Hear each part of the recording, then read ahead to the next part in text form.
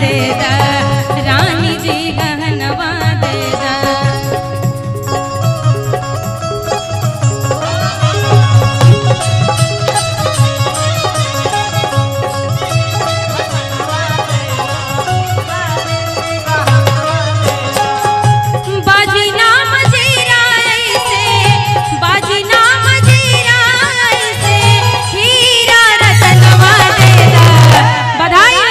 राजा जी खजनवा दे दा, रानी जी गहनवा दे दा, राजा जी खजनवा दे दा, गहनवा दे दा।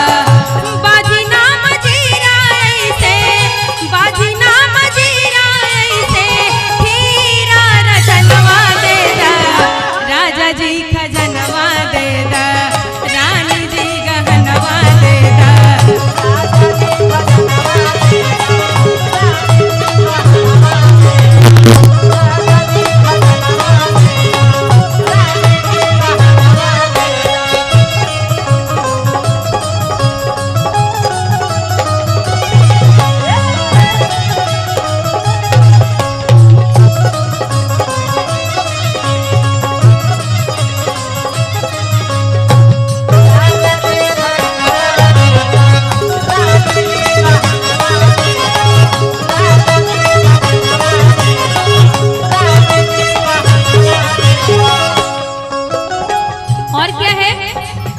बाजू बंद झुमका डाड़ा, हल्का हंसुली काड़ा झाड़ा, बाजू बंद झुमका डाड़ा, हल्का हंसुली काड़ा झाड़ा।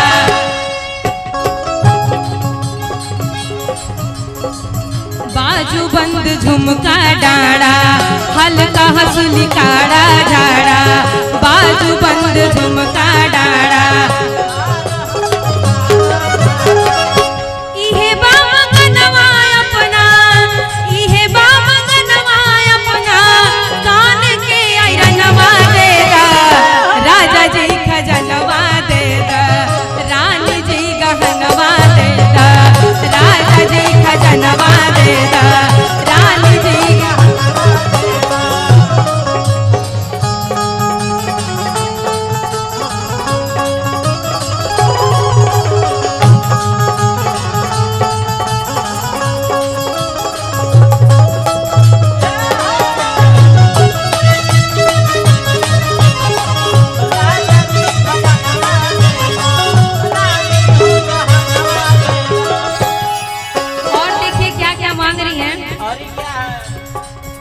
पावे पाए जनिया दे दा,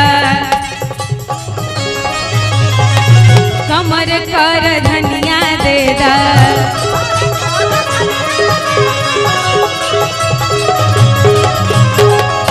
पावे पाए जनिया दे दा, कमर कर धनिया दे दा। पावे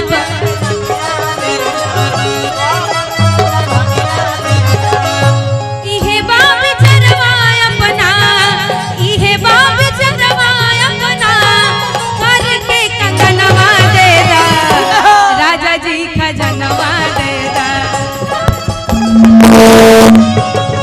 राजा जी खजनवा दे दा, रानी जी गहनवा दे दा।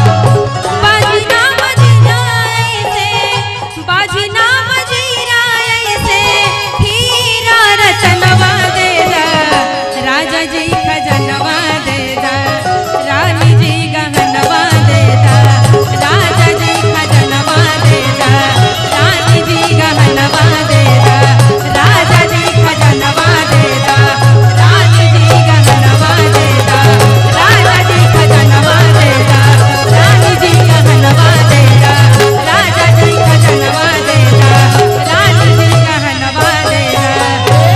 कृष्ण कन्हैया लाल की बहुत बहुत धन्यवाद। बहुत सुंदर प्रस्तुति। अब एक प्रस्तुति सुधा बहन की तरफ से, आइए और प्यारा सा सुहर लेकर प्रस्तुत हो रही हैं सुधा जी।